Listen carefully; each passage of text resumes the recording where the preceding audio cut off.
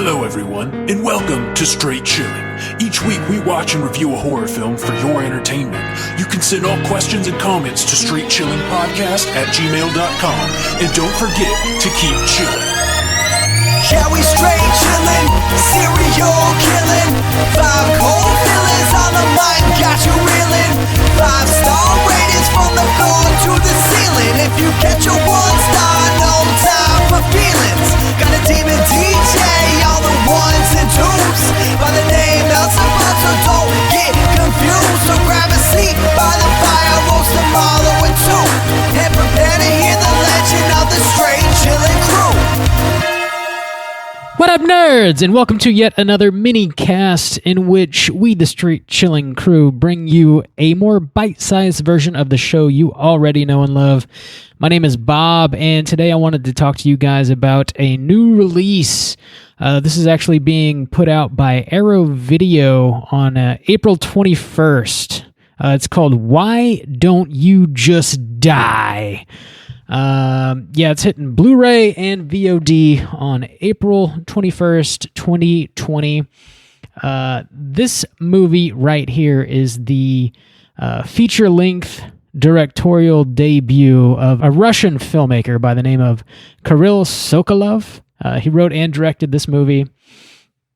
It is not an outright horror movie. However, it's definitely horror adjacent, and it's one for the gore hounds for sure. I guess I would say it reminds me a little bit of Tarantino in the way that the plot is laid out. It's not linear. It has a few flashbacks, but it's a little bit more comedic than some of his stuff is. It's a little more slapsticky. A lot of the gore and a lot of the physics are definitely played for laughs. So it's kind of like it's a thriller first off, and then I'd say it's probably like a black comedy second off. But it's definitely quote blood-soaked. So if you're looking for that sort of joint, this one's for you. It's a lot of fun to watch. It is a Russian language film, and it's got subtitles.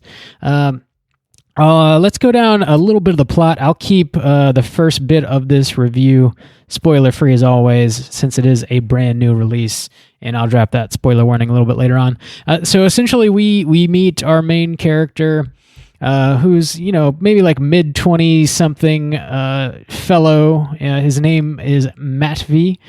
And he rings the doorbell of his girlfriend's parents' apartment, and he is hiding a hammer behind his back. This is how the movie starts off. Girlfriend's dad opens the door, and he's a fairly stocky fellow. Looks fairly intimidating. He's sizing this kid up. Never met him before. And he's like, hi, who are you? Why the hell are you here? Of course, he's like, I'm dating your daughter. Wanted to introduce myself. I guess she's running a little bit late. She'll be here shortly. So dad invites him in, and as he sits down, the hammer that he's hiding falls out of his pants.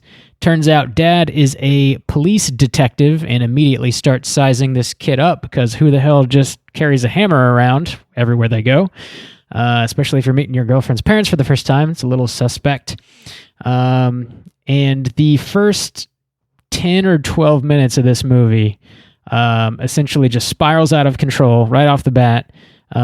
These two characters that we are introduced to have a massive fight scene in the living room of the parents' apartment. It gets pretty out of hand, fairly bloody, and the end of the fight scene sort of culminates in the kid getting bashed in the face with a huge tube television in slow motion, and that's kind of where the title card drops on you. So it definitely, the movie starts off with a bang. It really grabs your attention, and as the movie progresses from there, like I said, we have flashbacks as these characters are introduced to us, the audience. We kind of have flashbacks, and we learn more about them, and we jump back to present day and take it from there, and we find out why this kid is apparently trying to kill this girl's father. Why he was so willing to beat the shit out of this kid. We find out more about the girlfriend, and et cetera, as the plot unfolds. I guess I'll kind of leave the plot alone from there. I definitely recommend this movie. It was a lot of fun to watch. It's one that I probably will revisit, just because, like I said, it's one of those things you can just kind of throw on and enjoy the absolute mayhem and energy of what's happening on screen. It's a lot of fun, a lot of the red stuff. So yeah, I recommend it. I'd probably give this 3.5 out of 5. And like I said, hits VOD and Blu-ray on April 21st. Getting put out by Arrow Video. Slam your eyeballs into it. I'm going to go ahead and drop that spoiler warning and get into the rest of the movie. Here we go. Spoiler warning. All right. So, like I said, the movie starts off with this massive fight scene. And the majority of the movie does take place in the living room of the parents' apartment. In the flashbacks, we do get outside of the apartment a little bit, but the vast majority of the movie is, it feels like almost like a bottle episode of a television show or something like that. It mostly takes place in this one room. But the way the characters are shot and the sort of kinetic action and the movement of the camera, you never get bored. It never really feels stale at all, which big props to the filmmaker for that. Also, the kind of the set design and the color palette that's used and some of the symmetry here, oddly enough, reminded me of like a Wes Anderson movie a little bit. It's not full Wes Anderson, but it's sort of leaning that direction a little bit. And I'm definitely a fan of Wes Anderson, so it's another bonus for me anyways. But to work through the plot a little bit more here. So the kid gets knocked out by this television. The dad handcuffs the kid to a pipe in the bathroom. And he's trying to, question the kid. And he's like, why? Who sent you here? Why are you trying to kill me? What's happening? What's going on? And the kid won't tell him. So, of course, a little bit of torture ensues. The dad busts out a power drill and starts drilling through the kid's leg. And we have a flashback where the kid is hanging out with his girlfriend. And she tells him that her father raped her when she was younger, and she wants him to go kill her dad because of that. So he feels like he's up to the task. He grabs his hammer. He goes to do so. And we jump back to present day. The kid actually gets out of the bathroom. He manages to free himself, and he gets the shotgun away from the dad and makes the dad call his daughter Olya on the phone. And she's on the phone, and she says that, she doesn't have a boyfriend. She has no idea who this guy is holding a shotgun at her dad. Obviously she's lying. So the kid just feels like totally beaten at this point. He sort of forfeits, drops the gun, and the dad chokes him out, and to the point where he is convinced that he has murdered this guy. The dad has murdered this guy in his living room, and he sort of breathes a sigh of relief, even though he's covered in blood and everything's sort of wrecked at this point. And then we have another flashback here where we see the dad working a case, actually, of a gruesome murder scene with one of his best friends. And they come up with this idea, essentially. So the guy who committed the murder is fairly wealthy, and they offer him and his family a deal. They say, hey, if you are willing to pay us a shitload of money, we will stage this murder scene in a way that makes it look like you are innocent, and we'll frame somebody else. And they go for it. And it turns out the dad's buddy, who's also a detective working the scene with him, his name's Evgenik, I think is how you would say that. It turns out his wife actually has cancer, and he really, really, really needs the extra cash to help pay for the treatments. So he's all for making this extra scratch. So they strike a deal, And it turns out that the dad sort of fucks his friend over. So they stage the scene and make it look like this guy is innocent, and then they go to pick up the bag of cash, and the dad character is like, you know what?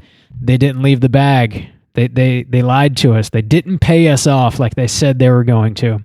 When in actuality, they did, and he just took all the money for himself.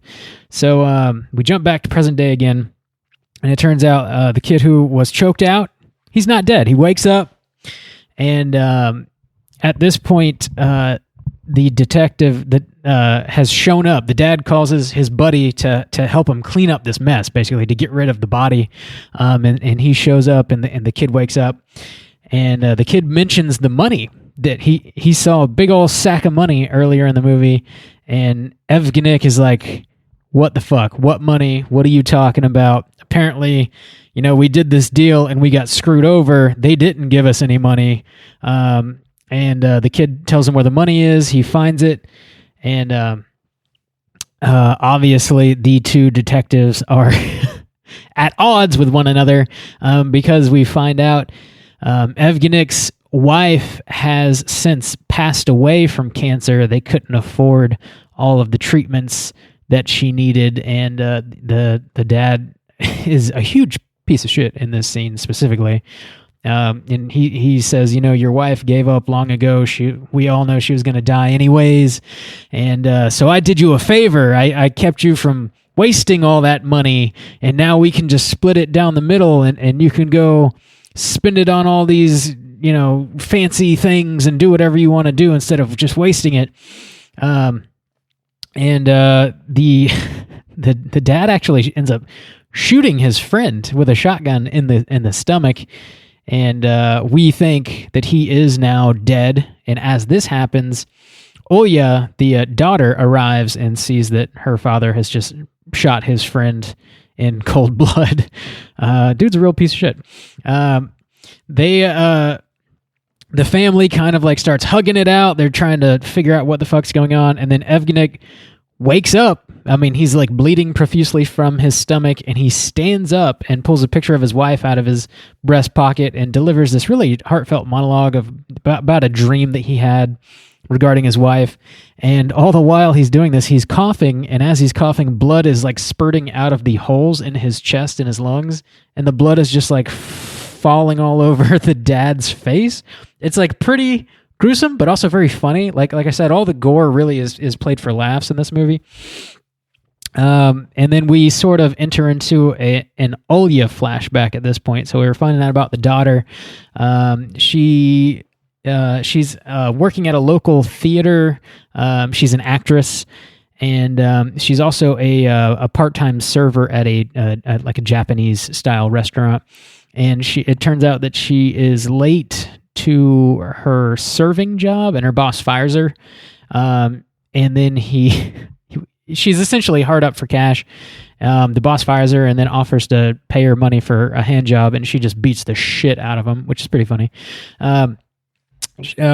She goes and asks her father for some money, and he says no, and then she sort of spies on him as he walks away to the bathroom, and she sees that he's got this huge bag of cash, which is precisely why she asks her boyfriend to kill her dad so that then she can just go take that huge bag of cash. Which, if you're hard up for cash, immediately willing to kill your dad to get some, pretty crazy.